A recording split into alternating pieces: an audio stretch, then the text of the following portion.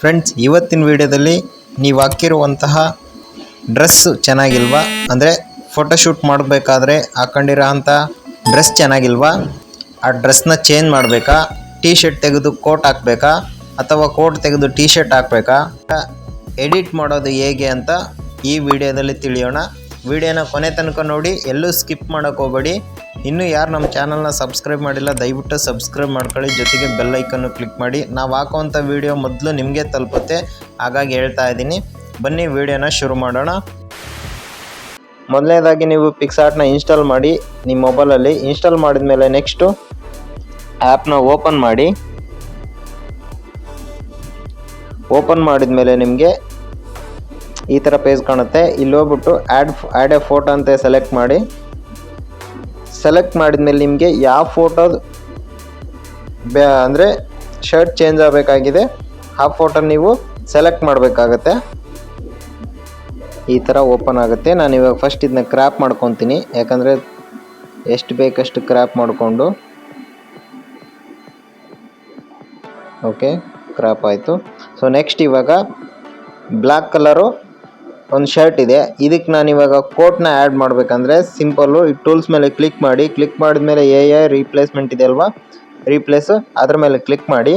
ನಿಮಗೆ ಯಾವ ಪ್ಲೇಸಲ್ಲಿ ಅಂದರೆ ಇವಾಗ ಶರ್ಟ್ ಇರೋ ಪ್ಲೇಸಲ್ಲಿ ಕೋಟ್ ಬರಬೇಕಲ್ವ, ಆ ಶರ್ಟ್ನು ಫುಲ್ಲು ಮಾರ್ಕ್ ಮಾಡಿ. ಎಲ್ಲ ಕಡೆ ಎಲ್ಲೆಲ್ಲಿ ಶರ್ಟ್ ಇದೆ ಅಲ್ವಾ ಅಲ್ಲೆಲ್ಲ ಕಡೆ ಮಾರ್ಕ್ ಮಾಡಿ. ಮಾರ್ಕ್ ಮಾಡಿದ್ಮೇಲೆ ಓಕೆ ರೀಪ್ಲೇಸ್ ಅಂತ ಕೇಳುತ್ತೆ, ರೀಪ್ಲೇಸ್ ಹೊಡೀರಿ. ಈ ಬಾಕ್ಸಲ್ಲಿ ನೀವು ಇವಾಗ ಆ ಶರ್ಟ್ ಇರೋ ಜಾಗದಲ್ಲಿ ಏನು ರೀಪ್ಲೇಸ್ ಆಗಬೇಕಾಗಿದೆ ಅದನ್ನು ನೀವು ಟೈಪ್ ಮಾಡಿ.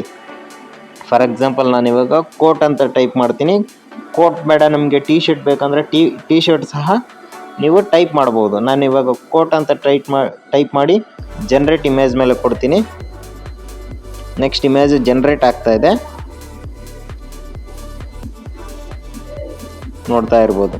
ಸಿಂಪಲ್ಲು ಒಂದೇ ಕ್ಲಿಕ್ಕಲ್ಲಿ ನೀವು ಇವಾಗ ಈ ಫೋಟೋದ ಕೋಟ್ನ ಹಾಕಿದ್ರಿ.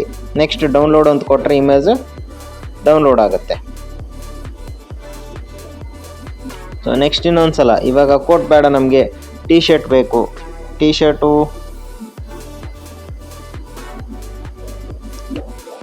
ಶರ್ಟ್ ಅಂತ ಕ್ಲಿಕ್ ಮಾಡಿ. ಸೊ ಕೊಟ್ಬಿಟ್ಟು ನೆಕ್ಸ್ಟು ಜನ್ರೇಟ್ ಇಮೇಜ್ ಮೇಲೆ ಕ್ಲಿಕ್ ಮಾಡಿದರೆ ಇಮೇಜ್ ಜನ್ರೇಟ್ ಆಗ್ತಾ ಇದೆ. ಸೊ ನೋಡ್ತಾ ಇರ್ಬೋದು ಟೀ ಶರ್ಟ್ ಬೇಡ ಉಡಿಸ್ಬೇಕಂದ್ರೆ